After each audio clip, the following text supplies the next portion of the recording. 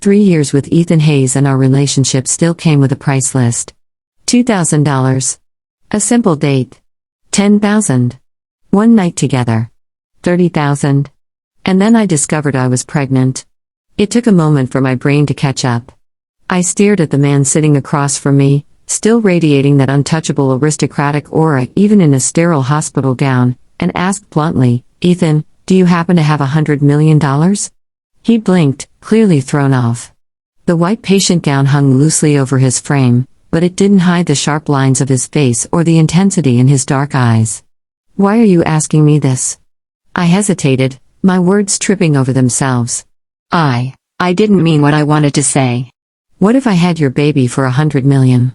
Hang Yoon said. His expression tightened instantly. If that's not what you meant, drop it, he said, clipped and cold. There's nothing to discuss. A shiver ran through me. Right. How could I forget? Ethan Hayes didn't believe in marriage.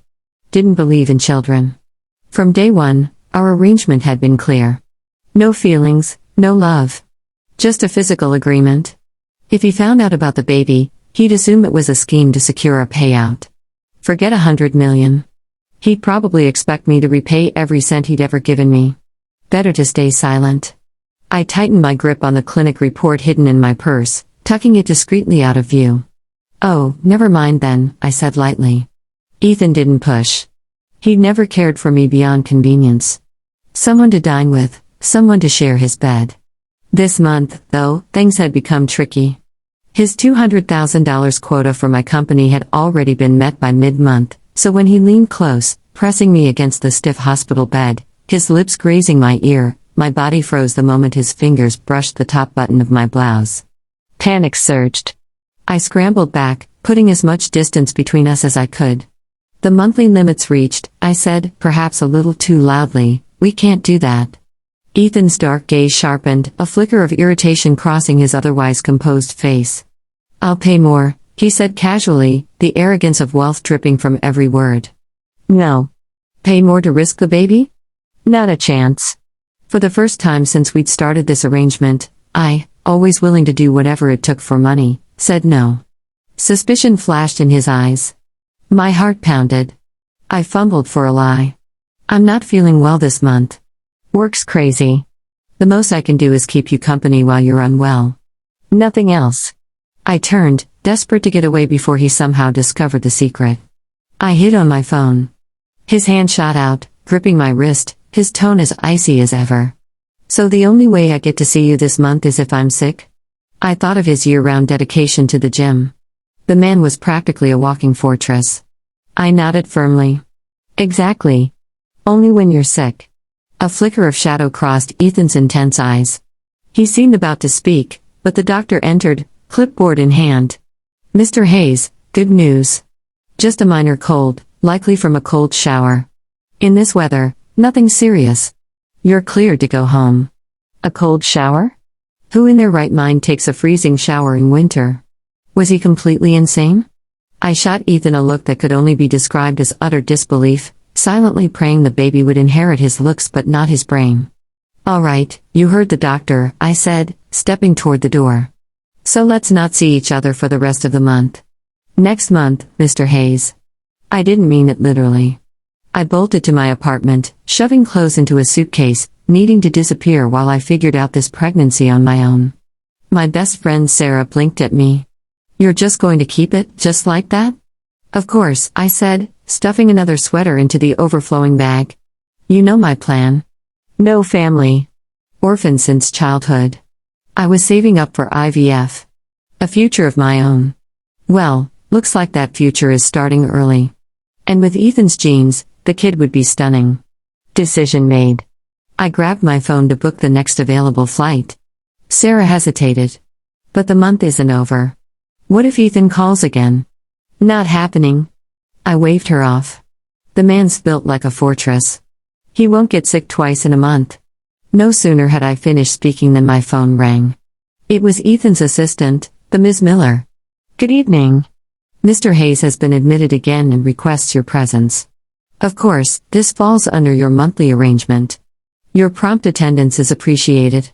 Same hospital, same private suite. That week I found myself there 7 times. Once a day. Monday fever, Tuesday cold. Wednesday rash, sprained ankle.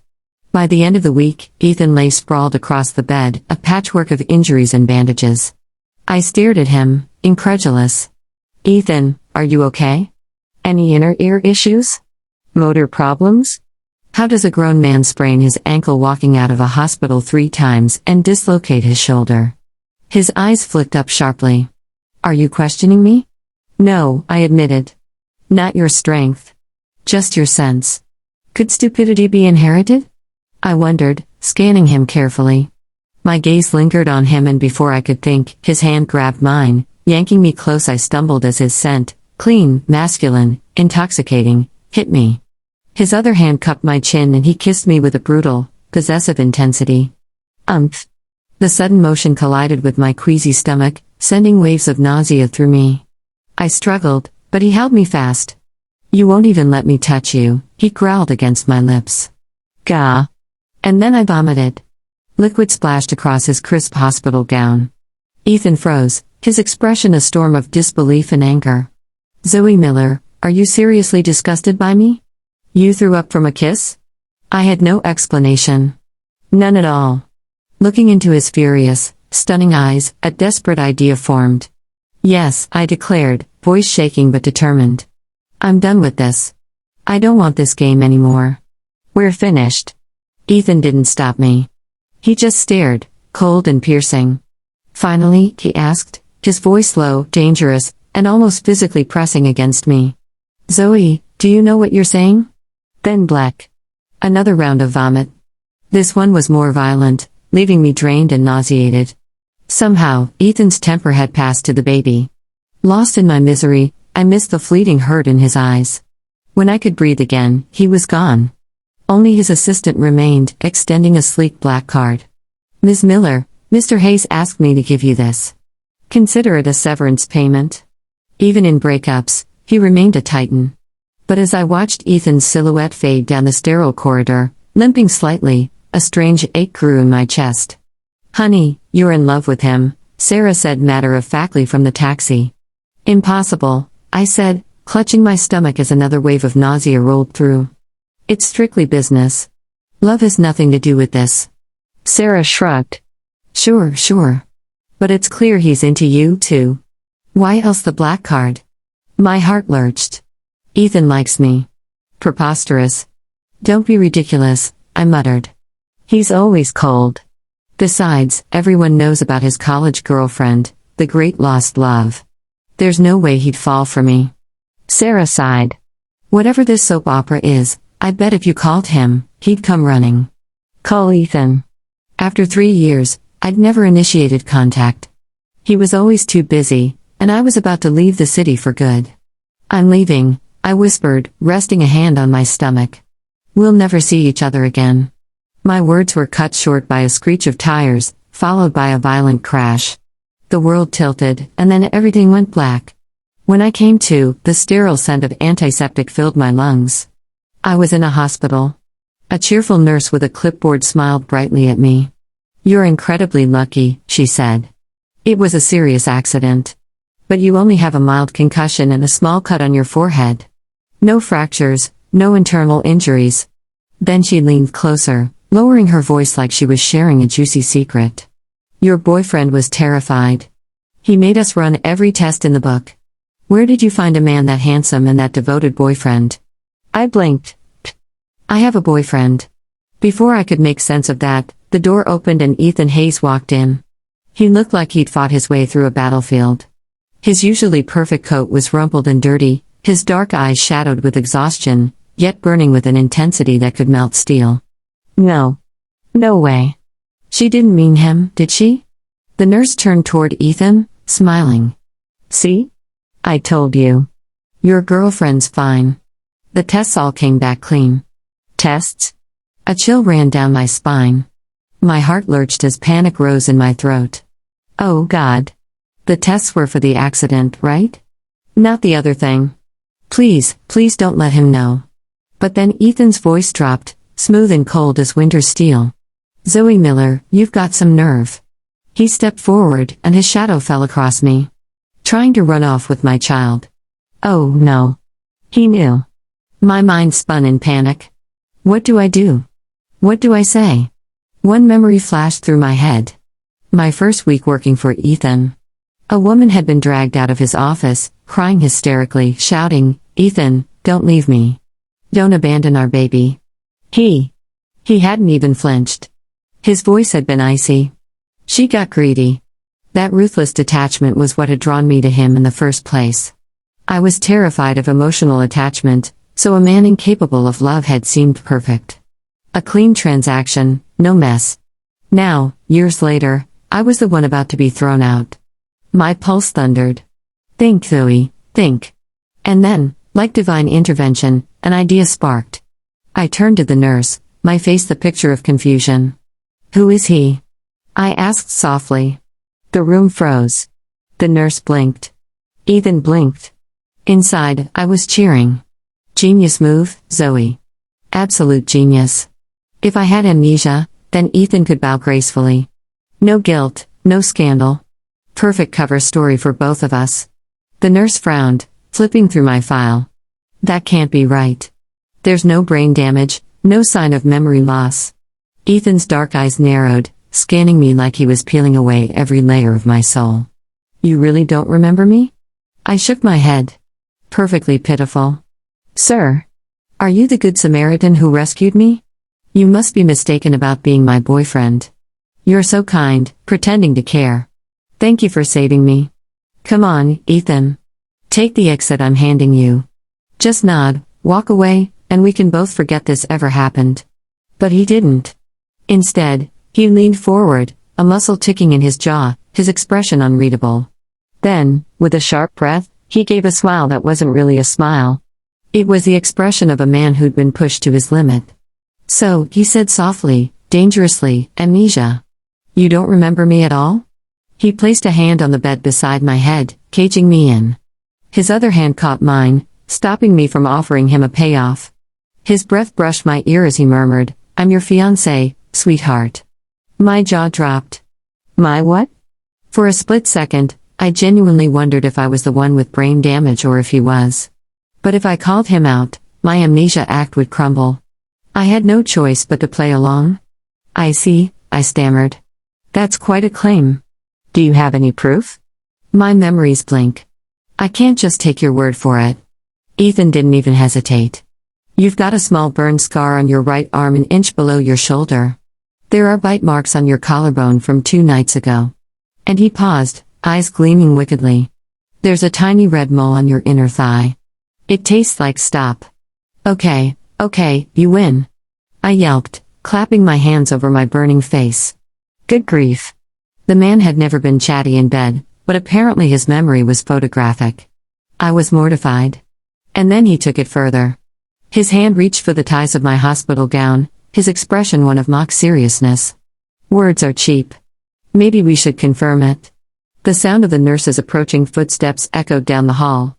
He had me pinned, his knee pressed to the mattress, his weight leaning in. If he untied that gown, tomorrow's news headlines would write themselves. Pregnant amnesiac caught in hospital affair. Utterly defeated, I grabbed his wrist. I believe you. You're my fiancé. Hi. Nice to meet you. Ethan smirked, finally relenting. He bent close, his breath warm against my ear. Good, he murmured. Then let's go home. While Ethan handled the discharge paperwork, I sat on the hospital bed, clutching my gown, trying to calm my racing heart. The man had completely lost it. My fiancé? What kind of twisted joke was that? Why would he even pretend something like that was real? Did he actually want to marry me? No way. Not possible. I called Sarah immediately, words tumbling out in a panicked whisper. It's not that far-fetched, she replied, far too calmly for my taste. Zoe, you've got to stop letting your childhood issues make you terrified of real connections. Maybe he genuinely wants to build something with you.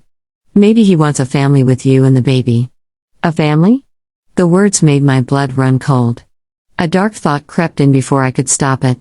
What if this whole act was just a ploy to get the baby and dump me? That actually made sense. He had mentioned not long ago that his parents were desperate for a grandchild. Sarah sighed. Zoe, come on. Ethan could have any number of women willing to carry his child. Maybe he's doing this because he cares about you.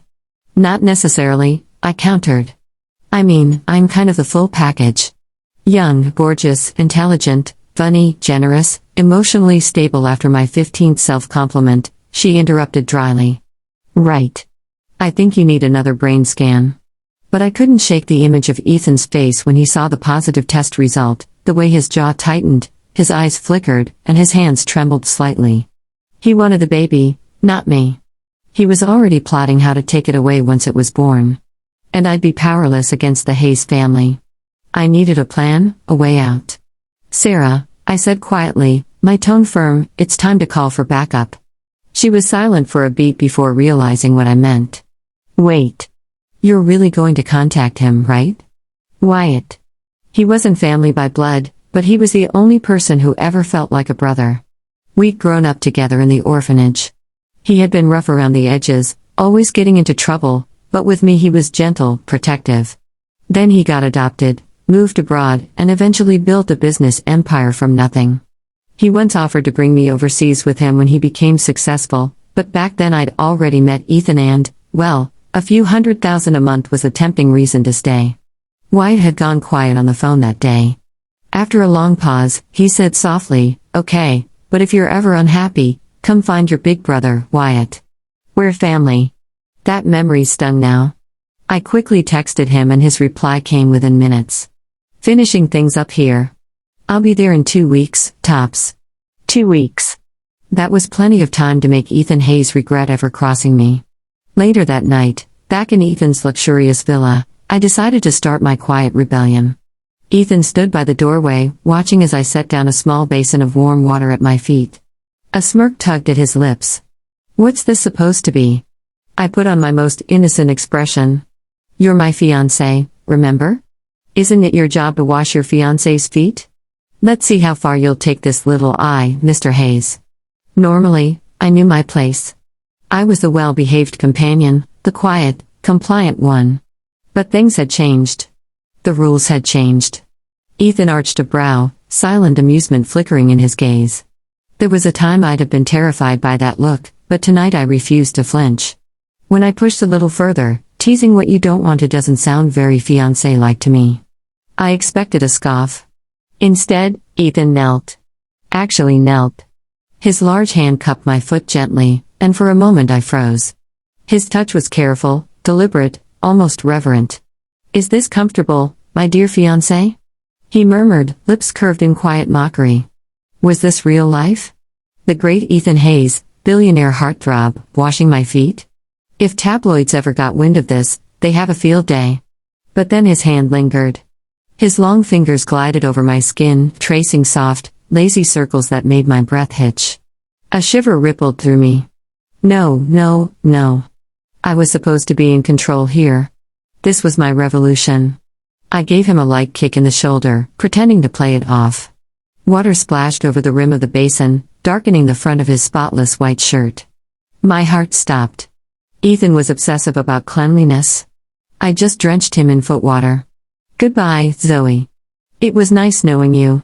But instead of exploding, he calmly picked up a towel and began to dry my feet with quiet care, his expression on her. All done, he said simply, setting the towel aside before carrying the basin away. And as I watched his tall figure move through the soft light of the room, one unsettling thought crossed my the world had truly gone mad. I discovered that courage was like a muscle. The more you exercised it, the stronger it became. After Ethan not only endured, but seemed to enjoy my little foot washing stunt, I decided to push things further. I refused to eat anything he hadn't prepared. I wouldn't bathe unless he ran the water. I wouldn't set foot on the floor until he had personally vacuumed it. After all, I was his fiancé now, not just his on-call companion. Fiancés were supposed to be pampered, weren't they? Within days, the legendary Ethan Hayes, the Prince of Wall Street, looked perpetually exhausted, dark circles etched beneath his eyes even ahead. Butler pulled me aside one afternoon. Ms. Miller, he pleaded with wringing his hands, please leave some work for the staff. The young master isn't built for domestic chores. Normally, I would have followed every unspoken rule, but seeing Ethan carefully hang my dresses by color in the closet, clumsy but earnest, he looked less like a billionaire tycoon and more like a husband helping his wife. It was oddly fun. I'd never had a family, so it felt like playing house. I had always imagined marriage as a storm of arguments and flying dishes. Ethan caught my gaze and gave a soft, genuine smile. "It's fine," he said to the butler. "Keep everyone's salaries intact from now on. All tasks come from the lady of the house." The butler blinked. "The lady of the house?" Ethan nodded. Everyone in the villa had still called me Ms. Miller until that moment. Now I was stepping fully into a new role. Then Ethan added, "Give the staff a 50% bonus." The butler's face lit up like a jackpot winner. I could only stare. He must be burning money for fun. But patience has limits, especially at night. I tossed and turned beside him, struggling to get comfortable. "Ethan," I murmured, half asleep. "Move your leg." "Don't," he muttered, voice husky with sleep. "And something else." Hormones flared and I bristled. If he wouldn't move, fine, I would. Back and forth everywhere. His breathing grew heavier. Suddenly, in one smooth motion, he flipped me onto my back, pinning me beneath him. His voice was low, sharp, and patient. "Zoe, don't push it. Not right now. Not right now." All I heard was he yelled at me. Tears sprang to my eyes. "You yelled at me," I whispered, voice trembling. "You actually yelled." Ethan froze, clearly thrown. "What? Why are you crying?" I didn't know. The waves of emotion were uncontrollable. Hormones made me a mess, swinging from one extreme to another. Gradually, his impatience softened into tenderness. In the middle of the night, on that massive bed, he pulled me into his arms and rocked me gently. "Shh. It's okay. Don't cry." "I'm sorry," he murmured, punctuating his words with soft kisses. I guided him with a playful command. "Kiss here. Gently. No marks." For the first time in 3 years, he obeyed. His lips traced my skin like a whisper. I whispered, craving more. A little lower. "Yes." Time slipped by. Eventually, I was calm, though Ethan seemed almost vibrating with suppressed tension.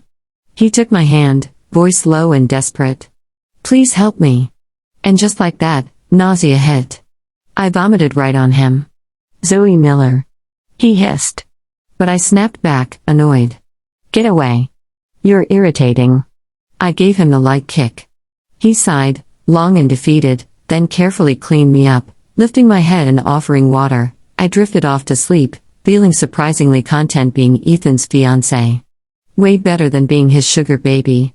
The next morning, Ethan was already gone to work. On the nightstand sat a brand new designer handbag and a jewelry box containing the pink diamond necklace I'd been eyeing for months. A maid placed a bowl of seafood congee in front of me, sympathy in her eyes. "Madam, Mr. Hayes looked exhausted when he left. Perhaps you could visit him at the office for lunch." Even the staff felt sorry for him. As I spooned the congee, guilt pricked at me. Maybe I'd been pushing too far after all. Ethan was being kind because he thought I had amnesia. And because of the baby. But I had only a few days left before my brother arrived. I needed to be careful. Carrying a lunchbox packed with chef-prepared dishes, I headed to Ethan's office. Just as I reached the executive suite, I heard familiar voices. "Sarah." "No, I mean my best friend. Definitely not my sugar daddy." Curiosity got the better of me. I pressed my ear to the slightly open door. "You're really going to keep up this amnesia act?" Sarah asked, incredulous. Ethan's voice sounded weary. "What choice do I have? Let her throw me away like an old toy? Throw him away? That was my plan." "Wait." He knew I was faking it. Then Sarah said something that made my stomach drop. "You created a cage for her, but it was the only one she'd step into. You built the exact kind of relationship she thought she wanted so she could get close to you." I froze. All of this. He did all of this just to be with me. I'd been abandoned more times than I could count. My parents left when I was little. Then Wyatt, the closest thing I'd ever had to a brother, had been whisked away by his adoptive family overseas. Every meaningful connection in my life had ended. Every person had left. Each time, the loss felt like a physical ache. So I stopped trying. I never dated. I preferred relationships governed by cold, calculated logic where the investment was small and the inevitable departure didn't sting as much. With Ethan, I had set the rules. Dinner 2,000 a date 10,000. A late night phone call, 20,000 a night together 30,000. Ethan always agreed. Often he seemed even more comfortable with this arrangement than I did. My last hesitation melted away and I settled into the transactional rhythm of our lives. And I never imagined it was all a carefully orchestrated illusion. A relationship tailored specifically for me. Sarah sighed, exasperated. You've been together for over 3 years, with a baby on the way. Why not just tell her the truth? Ethan leaned back, exhausted yet unyielding. No. If I rush, she'll retreat. The baby doesn't change my plan. The amnesia, it's a gift. It gives her a reason to relax around me. To get upset, to demand. To be spoiled. Slowly, his voice held an intimacy that made my heart pound slowly. She'll get used to being loved for real. On the ride back to the villa, my phone buzzed. Sarah's voice was warm and perceptive. I heard you've been emotional lately. Want me to get a doctor's advice for the pregnancy? I cut in, voice soft. Sarah, do you think I should give it a real try with Ethan? Her smile came through the line. Don't be afraid, honey. Go for it. I've got your back. A warmth spread through me. Even though love had always seemed risky. Parents could abandon you. People leave. You could still choose to try. And in that moment, I wanted to try. I wanted to love him.